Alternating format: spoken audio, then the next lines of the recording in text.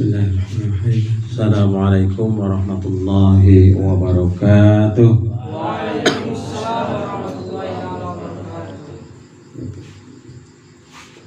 Alhamdulillah. Alhamdulillah, syukurillah, la hawla wa la quwwata illa billah. Asyhadu an la ilaha illallah wahdahu la syarika lah wa asyhadu anna Muhammadan abduhu wa rasuluh. Rabbi shrah li sadri wa yassir li amri wa hlul 'uqdatam min lisani yafqahu qawli. Qala Allah ta'ala fil Qur'anil Karim, a'udzu billahi minasyaitonir rajim. Idza quri'al Qur'an fastami'u lahu wa ansitu la'allakum turhamun. Astagfirullahaladzim, amma ba'du. Pada kesempatan ini saya ingin menyampaikan motivasi sekaligus inspirasi kepada semuanya saja ini yang hadir, bahwa Al-Quran ini satu-satunya mukjizat yang bisa kita nikmati sampai dengan sekarang. Mukjizatnya Nabi Musa pun ya hanya cerita ya. Mukjizatnya Nabi Isa yang banyak sekali itu ya itu hanya kisah-kisah di dalam Al-Quran. Tapi kalau Al-Quran itu masih bisa kita nikmati, kita rasakan sampai dengan sekarang, ila yaumil qiyamah. Ini kehebatan Al-Quran. Maka mukjizat utama Nabi Muhammad adalah Al-Quran. Maka barang siapa yang berinteraksi dengan Al-Quran, itu adalah manusia yang paling hebat. Nah, ini. Maka adik-adik semuanya ini nanti mari kita memulai kita mengawali berusaha untuk mencintai Al-Quran. Bagaimana supaya kita itu cinta kepada Al-Quran? Yang pertama tentunya kita mengimani dulu, meyakini bahwa Al-Quran ini adalah kalamullah, firman Allah, perkataan Allah. Jadi kita yakin, maka ini termasuk salah satu rukun iman. Al-imanu antu'mina billahi wa malaikatihi wa kutubihi. Iman kepada kitab Allah yang ada 4 yang terkenal itu: kitab Taurat, kitab Zabur, kitab Injil, dan Al-Quran. Nah, Al-Quran ini yang terakhir sebagai penyempurna dari kitab-kitab sebelumnya.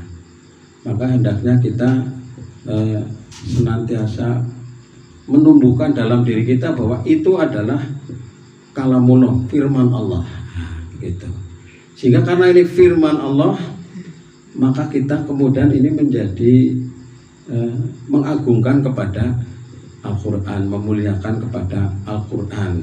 Dalam hal ini adalah sebagai bacaannya, sebagai yang tertulisnya itu. Ini yang pertama. Maka dalam surat Al-Baqarah itu kan juga ada, ya, bahwa kita harus iman kepada kitab yang diturunkan serta kitab-kitab sebelumnya. Yang pertama. Kemudian yang kedua, kita usaha untuk mempelajari. Pelajaran yang berkaitan dengan Al-Quran ini banyak sekali. Pakai Mas Pur ini belajar Quran juga belum selesai sampai sekarang. Karena ulumul Quran itu banyak sekali hal-hal yang berkaitan dengan Al-Quran, ya sedikit demi sedikit kita mempelajari. Yang berkesempatan kuliah di Fakultas Syariah atau di tafsir hadis itu cukup ya, banyak pelajaran yang berkaitan dengan Al-Quran, mulai dari pengantar, kemudian tafsir, kemudian nanti di situ juga banyak sekali hal-hal yang berkaitan dengan Al-Quran. Maka kita ini mempelajari. Yang minimal mulai dari membaca, kan begitu. Membaca Al-Quran. Bagaimana orang yang tidak membaca Al-Quran itu begitu ingin bisa membaca Al-Quran. Yang ini Al-Quran harus dipelajari. Karena ini ibaratnya adalah seperti surat. Seperti apa ya, kalau kita beli kendaraan, kita beli HP, atau kita beli apa saja di toko, biasanya kan ada bukunya, itu buku petunjuknya. Nah, Al-Quran ini buku petunjuk untuk manusia, hudalinas ya. maka kita hendaknya mempelajari. Maka kita hendaknya senantiasa belajar Al-Quran, belajar dan terus belajar, baik itu memulai dari membacanya, tafsirnya dan lain sebagainya. Ya sebisa yang kita dapat ya. Karena sehebat-hebatnya manusia ini tidak ada yang ilmunya sebenarnya banyak. Diibaratkan itu orang ilmu yang ada di dunia ini yang diberikan Allah kepada manusia itu seperti kita mencelupkan jari kita di tengah lautan atau di pinggir lautan, kemudian kita angkat air yang nempel ini ilmunya manusia. Padahal masih banyak sekali. Jadi inilah memulai kita dengan belajar Quran. Maka Rasul itu pernah menyampaikan, khairukum man ta'allamal Quran. Sebaik-baik kamu adalah yang belajar Al-Quran dan mengajarkan Al-Quran. Ya, sekarang belajar. Nanti kalau sudah bisa mengajarkan begitu. Ya walaupun hanya sedikit, mungkin nanti ketika lulus dari SMK, lulus dari Nurul Iman, menyampaikan kepada yang lain. Syukur nanti ini kalau bisa terus kemudian belajar lagi, bisa menjadi pengasuh pondok pesantren, kan begitu. Seperti Pak Kiai Maskur ini sekarang ditambah dengan Fajri Falah At-Tohara, karena belum mikir jenengan asli ini siapa ya. Ustadz Fajri Falah At-Tohara. Saya dari agak kecil saya sudah mengimplang-implang itu bocah hebat kayak bakal lagi ya kayak itu. Saya mendoakan, mensupport penuh kepada Ustadz Fafa ini ya. Nah ini yang kedua, kita mempelajari, belajar. Silakan sekarang apalagi media-media banyak sekali. Kemudian yang berikutnya kita berusaha untuk memahami isinya. Nah, isinya. Sebisa mungkin kita ini memahami isi kandungan Qur'annya. Ada kiai yang mengkritik kalau kita nanti hafal Quran kemudian tidak tahu arti makna atau isinya, itu seperti kaset. Nah, tapi ya lumayan kan ya, bagus itu.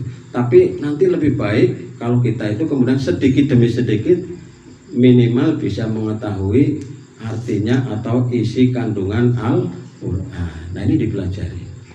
Sehingga ketika kita membaca Quran itu wajilat qulubuhum, bergetar ya hatinya kita.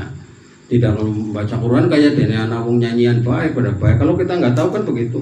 Orang yang tidak pernah baca Quran, orang ngerti lafaz Quran, apa maning artinya, nek krungu suara Quran ya seolah-olah dalam tanda kutip itu seperti suara-suara yang lain.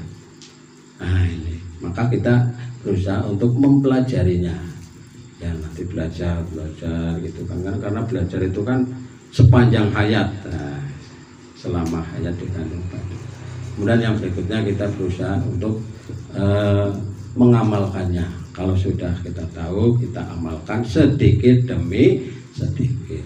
Ya, tadi mungkin sudah banyak diuraikan oleh Pak Kiai Maskur Makmur yang berkaitan dengan Al-Quran ini. Kita amalkan sedikit. Ada perintah dalam Quran, ya sedikit kita amalkan. Ya sedikit kita amalkan, berusaha dan terus berusaha.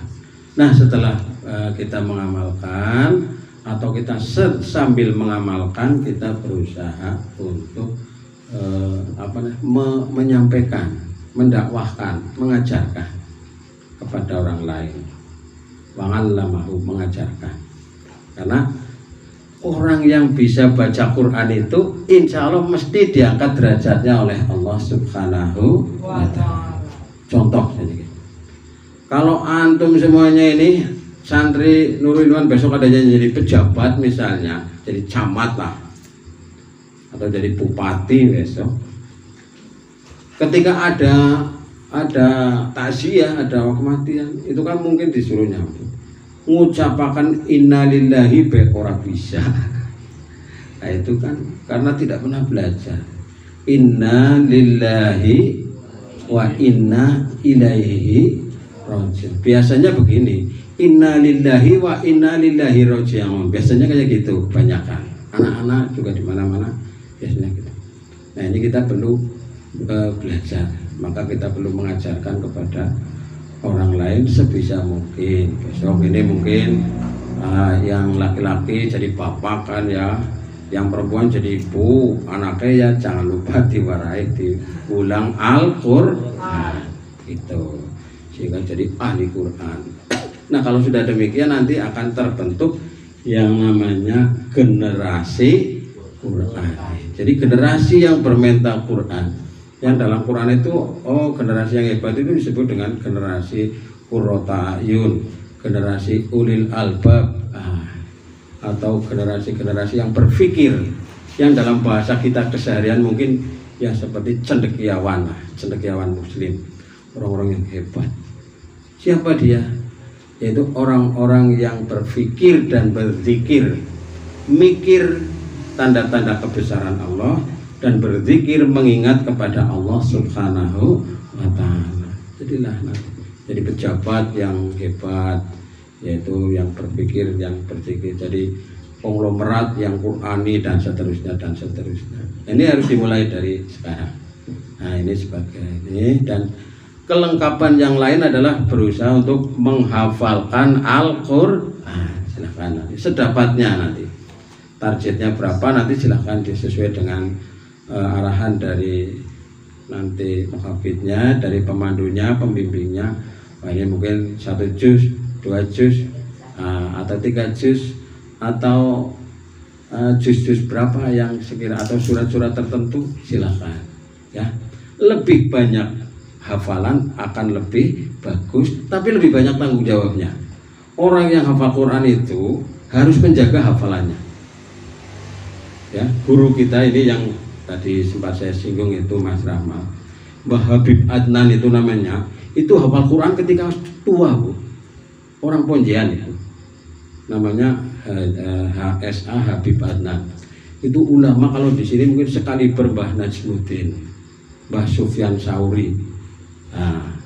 Nah itu kalau pulang ke Pontian itu diam gini, menang dia sambil baca Quran, dia menang gitu, atau di kamar atau di ruangan dia habis sholat ya, lama dia sambil murojaah gitu, menang. Kemudian setelah itu datang tamu, baru dia menyampaikan Quran, menyampaikan sebagainya.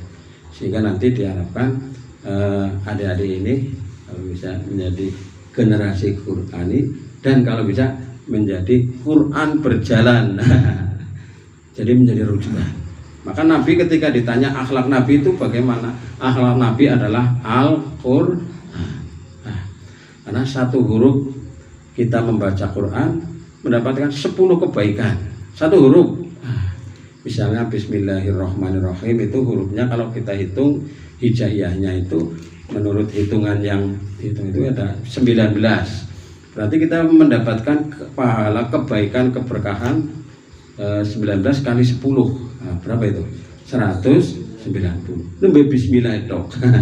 Apalagi kalau berapa surat, berapa ayat, berapa juz dan sebagainya. Ini luar biasa.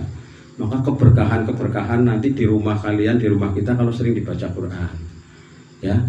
Juga dalam pribadi kita, dalam keseharian kita dan seterusnya. Nah, itulah bagi Mas Pur mungkin sebagai tambahan. Tadi sudah banyak, mungkin ya saya tidak mengikuti semuanya tadi. Dan terima kasih, saya ucapkan selamat mengikuti daurah tahfidz, dan mudah-mudahan ini rumah tambah barokah, tambah manfaat, tambah dikerubuti oleh para malaikat yang akan mendoakan juga keberkahan kepada ibu dan bapak yang ada di sini. Ini memang unik, ini termasuk niki unik niki pakai Mas Pur ini wani-wani ini gawe umah nang ngaring pinggir Allah dewekan. Ini luar biasa. Jadi orang yang tidak punya rasa takut sedikit pun. Nah, sedikit takutnya hanya kepada Allah Subhanahu wa ta'ala. Luar biasa ini. Jadi di masa tuanya itu mendekatkan diri kepada Allah Subhanahu wa ta'ala. Menepi dari kebisingan hidup, kebisingan masalah, kebisingan interaksi manusia sing wis ngalami kabeh niki nggih Bapak, pengalamannya luar biasa. Makatan Mas Rahmat, Oke Mas Pur dan Ustaz Bapak, teman-teman ada di semuanya, dan ini dibuka apa ya? acara Daurah Tahfidz Pondok Pesantren Nurul Iman SMK Muhammadiyah Madinah dengan tema menciptakan generasi Qurani tanggal 10 sampai 12 November 2023 di Villa Boja Parisam. Maka dengan ini, dengan ucapan Bismillahirrahmanirrahim, saya nyatakan dibuka. Terima kasih, kurang lebihnya mohon maaf. Billahi taufik wal hidayah. Assalamualaikum warahmatullahi wabarakatuh.